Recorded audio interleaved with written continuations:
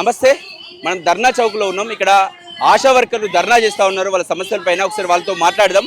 నమస్తే అమ్మ. నమస్తే అండి. ఎలాంటి సమస్యలు ఉన్నాయి మీకు? మాకు శాలరీస్ కూడా ఇన్ టైంలో వేయట్లేదు. మాకు ఇంతకు ముందుకు కేసీఆర్ గారు వాళ్ళు ఉన్నప్పుడు అయితే 1 తారీఖు లేదా 30 తారీఖు 31కైనా శాలరీస్ పడేది. ఇప్పుడైతే 17, 18 తారీఖు వచ్చినా కూడా మాకు రావట్లేదు. ఈ కాంగ్రెస్ ప్రభుత్వం వచ్చిన దగ్గర నుంచి కూడా మాకు ఇవే ప్రాబ్లం అవుతుంది. ఇవే కాక కూడా మాకు సర్వేలు అని చెప్పి కూడా ఎట్టికి చేయించుకుంటున్నారు. సర్వే అయితే వాటికి మాకు మనీ కూడా ఇవ్వట్లేదు. అట్లా అని చెప్పి టార్గెట్స్ పెడతా ఉన్నారు, గర్భిణీ స్త్రీలను తీసుకురావాలి అని చెప్పేసి టార్గెట్స్ ఇస్తా ఉన్నారు. దానిపైన మీరు ఖచ్చితంగా ఒక ఆశాకి అంటే ఒక 1000 పాపులేషన్లో రెండు ఏఎన్సీలు అనేది ఖచ్చితంగా కావాలి అని చెప్పి అంటున్నారు. అవి కాకపోతే మా మెడికల్ ఆఫీసర్స్ కూడా మమ్మల్ని లేదమ్మా ఖచ్చితంగా మీరు చేయాలి అని చెప్పి అంటే మేము చదువుకొని చేయడం కూడా అలా జరుగుతుంది. అట్లా అని చెప్పేసి ఇంకా మాకు డెలివరీ సెలవులు కూడా కావాలి అని చెప్పి అడుగుతున్నాము. ప్రమాద బీమా కూడా మాకు అమలు చేయాలి. యూనిఫామ్స్ అయితే ఇప్పుడు 3 ఇయర్స్ అవుతుందండి ఇవ్వక. మాకు యూనిఫామ్స్ కూడా ఇవ్వాలని అడుగుతున్నాము. మాకు ప్రతి నెల 1 తారీఖే జీతం పడాలి, ఖచ్చితంగా పడాలి. పని దగ్గర పారదర్శకం అంటారు, మస్తు టార్గెట్ పెడతాను. బాగా టార్గెట్ తీసేయాలి, ఏఎన్సీ టార్గెట్ తీసేయాలి. ఏఎన్సీలు కూడా ఎక్కువ ఉంటలేవు. నాకు ప్రాబ్లం అవుతుంది, మాకు చాలా ఇబ్బంది అవుతుంది. ఒక ఇల్లు గడవాలంటే 9,000 కదా. ఒక ఇల్లు గడవాలంటే 9,000 సరిపోయేది కదా. ఒక నెల కావాలంటే 20,000, 30,000 ఖర్చు వస్తుంది ఇంటికి. 9,000 ఏం సరిపోతుంది మనకు. అందుకనే మనకు నెలకు 18,000 కావాలి, శాలరీ కావాలని కోరుకుంటున్నాను. ఎన్సిడి టార్గెట్ కూడా పెడుతున్నారండి. అంటే బీపీ షుగర్ కూడా ఇంత ఉండాలని పెడతారు. వాటికి కూడా సర్వేలు అని పెడతారు.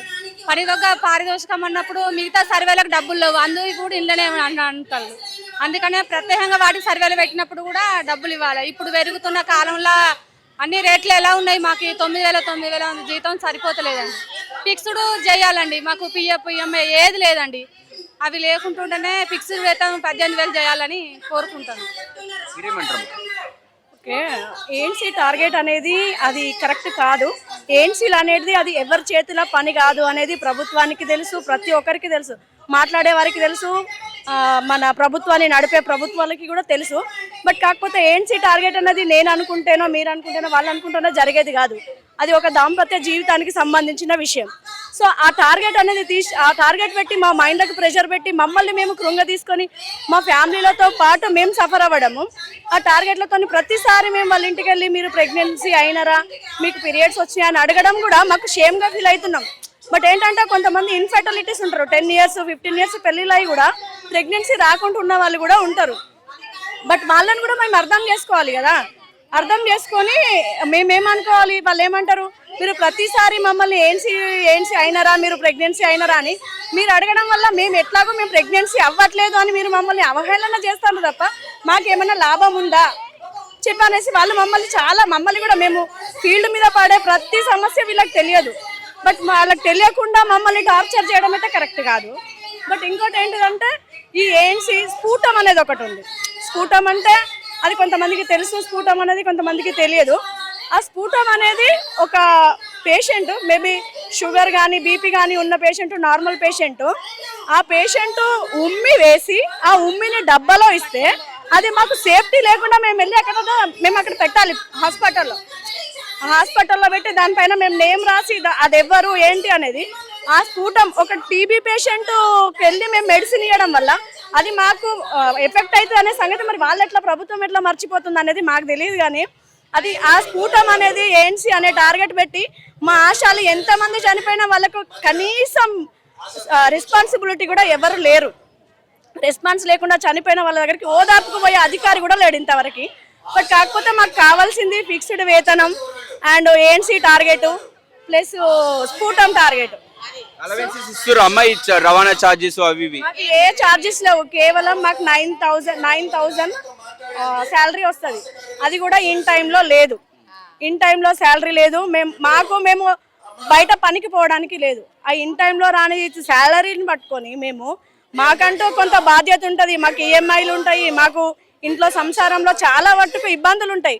సో మా వేతనం మీద డిపెండ్ అయి ఉన్న మా ఫ్యామిలీస్ కూడా అర్థం చేసుకోవాలి కదా.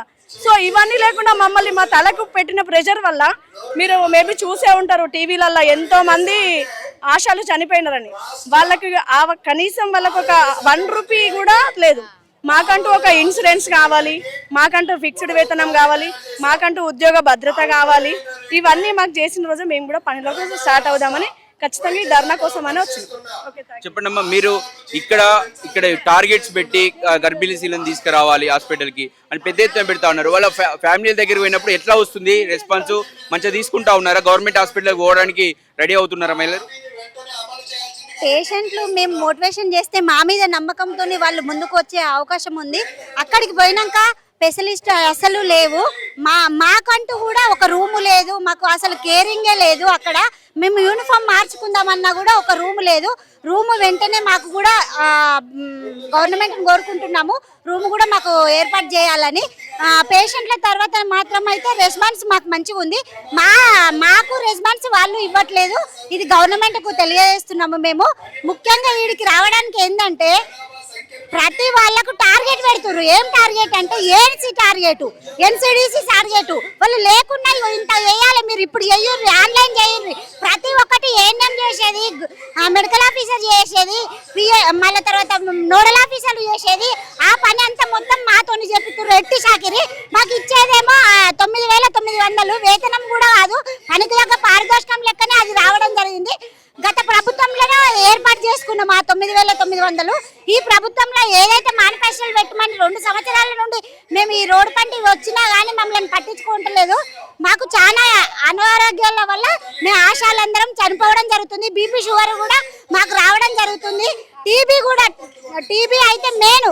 టీబీ గురించి ఒక పేషెంట్ ఇంట్లో వాళ్ళకే మాస్క్ కట్టుకోమంటున్నాము.